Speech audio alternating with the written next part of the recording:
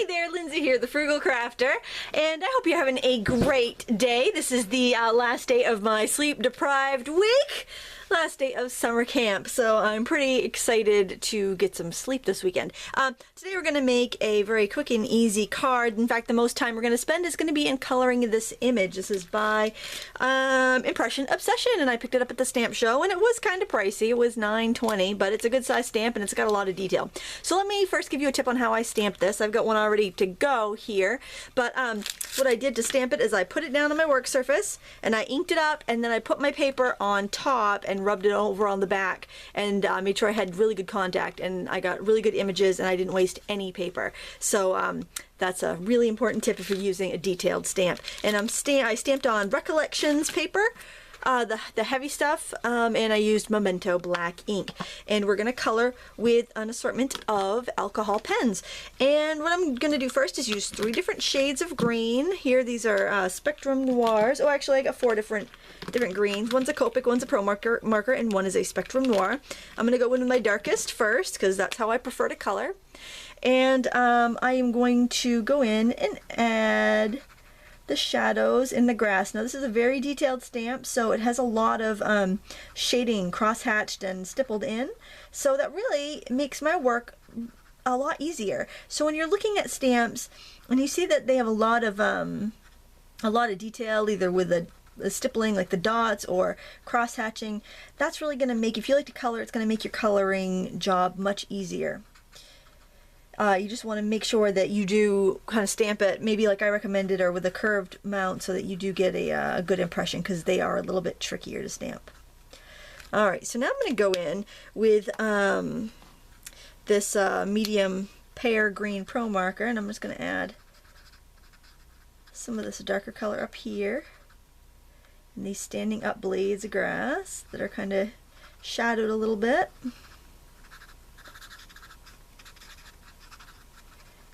And I'm just trying to make little grassy strokes with it, so that if it doesn't blend, it's going to reinforce the fact that we've got that grass texture there. So you don't always want everything to blend. Sometimes you want to give things some texture. And then with my lightest green, which is CG2, it's like a limey, very light lime color, I'm just going to fill in the rest. I think some people really fuss a lot with their coloring, and that's fine, but I like to kind of go quick and fun and enjoy it. And we're going to do the other greens in the background while we're at it. So as soon as you filled in all of these greens here, we're going to skip to the back, and we're going to use this dark, this is called Verdigris, it's it's G85 Copic marker, and I'm just going to fill in these shrubs in the background. And of course, take your time. Coloring is fun, and take as much time as you want coloring this at home.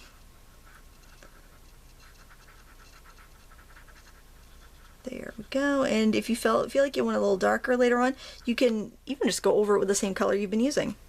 And then I want this mid-lawn color. I want it to be a little bit darker towards the trees, so I'm going to go in with this medium green back here. And then I'm going to go in with the lighter green and kind of blend it down. I mentioned it in my last video. Actually, I have a bunch of videos just hanging out in the can on YouTube waiting to post. On my frog video, I talked about how much I'm enjoying the Recollections cardstock. I really am. I am very happy that I bought it. Alright, I want to work on the sky, and we're going to do a technique called priming the paper, and I've got 2 shades of blue here. They're fairly close, BT1 and BT2. BT1 is almost clear. So I'm going to go in with this, and I'm going to use the well, I guess I don't have enough space to use a chisel edge. I'm going to go in, I'm going to do the outside sky first, and I'll do the inside, but I'm going to color it all with this light color first. Just be careful not to blend into the trees. You don't want to have that green in your sky. Although, you know, actually, if it did blend, it's not the end of the world, because it's going to give you more of a, you know, as things are farther away from you, away from your eye, they're going to be more fuzzy, and things closer to you will be in more sharp focus. So if it does get fuzzy, it'll help your thing have some more depth. So really, don't worry about it. So because the marker is going to dry on me, I don't want to do everything. I'm just doing the areas that are touching. I didn't really need to go in there. I don't know why I did that. So I just wanted to get a nice layer of the alcohol, and this is very, very lightly tinted to begin with. And then I'm going to grab this darker one. Markers are harder to uncap and cap, these new ones, but as a benefit, they don't dry out as quickly, so you gotta pick your battles, folks. Actually, I have no qualms with these other than like the old style dried out a little too quickly, and but I do like the price, and I like to mix my markers. I don't like to have to commit to one brand. It's fun. I think it's fun to try new things. I think that's part of the reason that the craft industry has been able to have a long, a nice long run, is because we crafters do like to try different products, even if they do just about the same thing as our other ones. We're open to experimentation into new products. All right, so look at this. This technique here is just kind of feathering. I'm just kind of flicking it lightly down so I don't release so much ink as I get down further on the paper. Because if you go outside and it's a clear day and you look at the sky, you're going to notice that the higher in the sky, the bluer it is, and it's a little bit lighter down near the horizon. So that's what I'm trying to do here. And it does blend so much better when you have primed your paper. Now I want a smoother blend than that, so glad my camera's up there hooked to the ceiling now, because that would totally have shaken my camera. Now I can go in with this lighter and just kind of smooth out any rough bits. There, and it's a pretty decent faded background, I think. All right, we're gonna do the same thing with the inside here. Color it all with this color first. Don't color over you can color over the glass, because obviously it's clear glass. It would have some sky color in there, and over the picture, but don't color over, the opaque objects, because then you're just inviting the inks to bleed later on. This is such a pretty illustration. I usually, when I go to Impression Obsession at the stamp shows, I buy the backgrounds, but I've got a lot of backgrounds, and I don't feel like I've used the ones that I got last year to their fullest potential, so I decided I would. But I still like their stuff, and I never really looked at their, image stamps before, and there's something about this stamp just struck me. I don't know. I don't have anything like it, and I found that I look at my stamps as part of a collection. I don't collect, pottery or, any of the things that people typically collect. So I collect rubber stamps, and I do use them, and I like it because it's a collection that actually gets used. So when I find something that's unique that speaks to me, then I will grab it, even if it's not the most practical thing. But hey, I've already made a couple cards with it, so I guess it's not that unpractical. I don't know, I always feel like I have to justify my purchases, I guess, because, because for some reason, sometimes people just are curious as to why you bought something, but also, I pride myself on being frugal, but sometimes I add to my collection, and I'm not particularly frugal, but if you're going to use it, you're better off spending some money on something you are going to use than something that you're just buying because it's a bargain that's going to sit on your shelf, taking up space and not be used. And then I'm going back in, and I am blending with the lighter blue.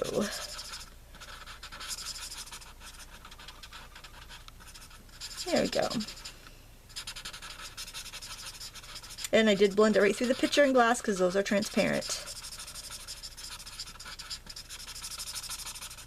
Okay, so there is our background. We could go in and add more layers on the sky if we wanted a little darker, but I think that's good for now. And now we're going to work on the wood. And so I've got a few shades of brown. That is a plant pot color. I just want to make sure I got all my colors that I want. I think it's pretty much these three. I've got eggshell, I've got TN3 and EB4. And a lot of times I just kind of look and see what blends. I don't necessarily go by, I rarely go by the numbers on the markers because I find that, I don't know, I think it's better just to experiment. I feel like I have a better feeling for what will blend just by looking at the colors than by necessarily looking at their names or numbers, because every marker company uses a different scale for their numbering, and I just can't keep them all straight, so I just kind of go with my gut, and I think that's the best for me anyway. I'm adding shadows here. I'm going to do the stool last, so I'm just adding shadows to the lemonade stand. And maybe if you don't have this exact stamp, you can find something that's got wood on it, maybe like a stamp of a cabin, or I don't know, anything, any of the maybe Stampscape stamps. They have some cute, like a nature, like cabins in the woods and stuff like that. So, you know, try to find something that you can try these techniques with, but really it's the same techniques for whatever you're coloring. For me anyways, I like to put the shadows in first. I find that once I get that out of the way, it really helps me establish my values and get a really nice, nice blending, nice look. I know a lot of people like to go in with lights. I get a little nervous with this, but this is my preferred method. And even with watercolors, even with colored pencils, I like to get my darks in first. I like to know where my values are standing. All right, now I'm going to go over that with my lighter color, the TN3. And you can see they're blending out quite nicely.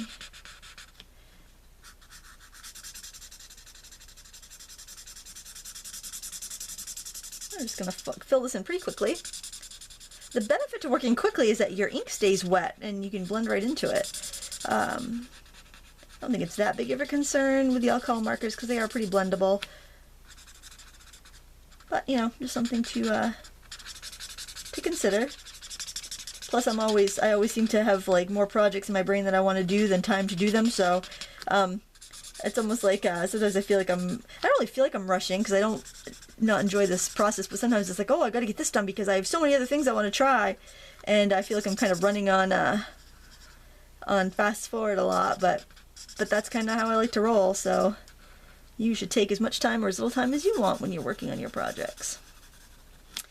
And just going in and filling in the rest of these wooden areas. I am going to go right over that whole lemonade area. I really like the shading on the stamp because it makes it very easy to blend. I think I might even add a little bit of the eggshell color into that just to lighten it up a little bit. Let's try that. Let's see if I can. I like this color. This is Eggshell by Prismacolor. It's actually a really nice Caucasian flesh tone too. It's probably Prismacolor's. It's very similar to the Skin White in Copic. It's just a very nice pale skin color. I forgot I needed a little bit of this. There we go. And now we can go in with this medium brown and add this tanny color and add a little bit of shadow to the stool. I want to keep this one pretty light, and I'm going to use Eggshell for the blending color.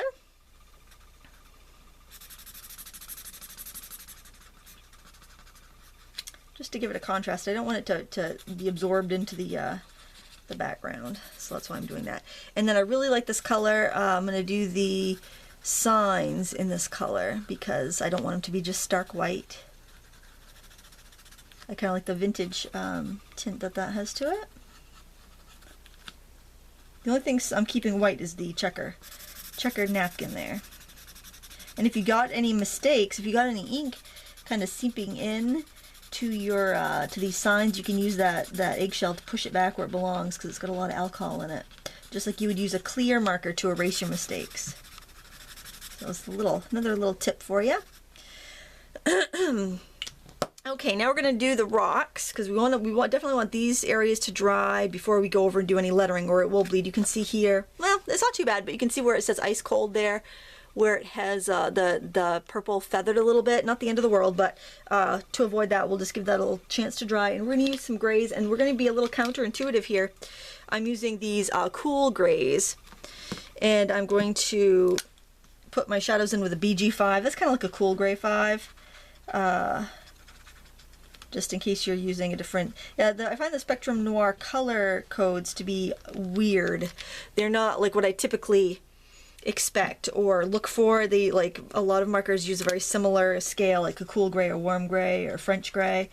And then I've got this medium BG 3, which would be like a cool gray 3. I'm just adding a little bit of a little bit more of that in and around. And then to warm it up, because the sun would be hitting the rocks and giving it a brighter color, I'm using a warm gray 1, and this is a Copic.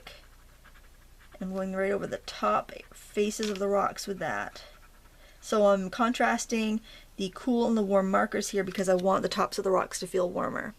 And you could also use this warm gray if you didn't want to use the eggshell on your signs, or if you even want to give the give that napkin a little bit of, if you didn't want it to be stark white like this, you could give it a little bit of, well, I want to do that on this just so you can see the difference, and then you can decide what you want to do.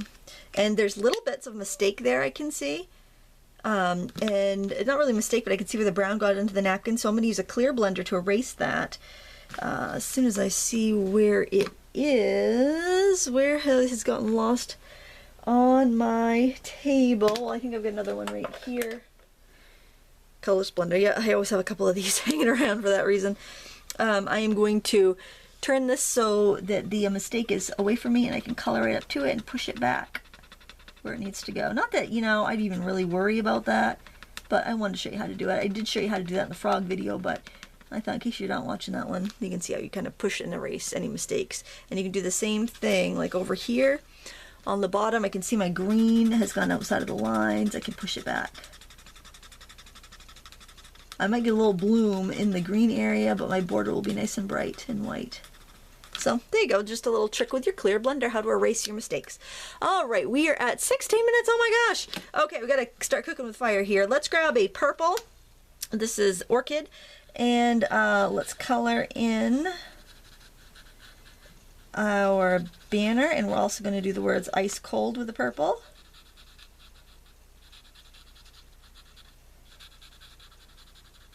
There we go. I know I'm nervous because I'm running out of time.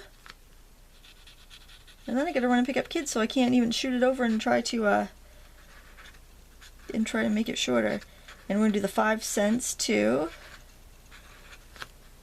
Or just the 5, leave the cents, I would leave the cents alone. We're gonna grab a couple of yellows and do our lemonade. Actually, I think the Y06 is darker than the Y13 for some crazy Copic reason, I don't know. Just throw some lemonade in those glasses. I'm just adding 2 colors just to give it a little dimension. Not even really that different. I don't think you'd be too off your mark if you used one. I'm going to color these daffodils yellow too while I'm at it. And use red. This is a bright primary red. I'm going to do these checkerboards. Well, we might not get the card made, but at least we will get this image colored. And what else do we need to put on here? The border, I guess. Let's do our border purple.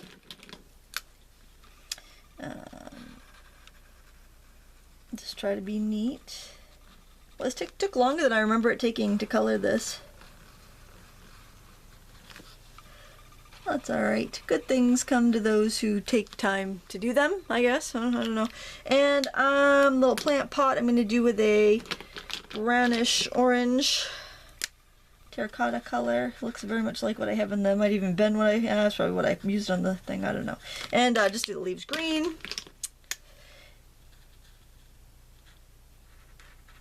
And really, that's about it. So, to make the card, we got a minute. Can we do it? We might be able to. Oh my gosh, let's see. We're gonna trim this out with a little paper trimmer. Just like so. I love this little Creative Memories trimmer. Another company that went out of business. Geez, 2 peas in a bucket just went out of business this week. And Custom Crops a couple weeks ago, which broke my heart. And Creative Memories, which didn't really break my heart. A while ago, they went bankrupt. Boy, it's getting lean around here. And then this is going to go on a panel that you'll need to punch. And wrap it with some baker's twine and a button, and voila! Look at that, I feel like Martha Stewart pulling something out of the oven. There's the finished card. Oh well, I want to thank you so much for watching. Please give me a thumbs up and subscribe. I hope you enjoyed this coloring tutorial, and until next time, happy crafting!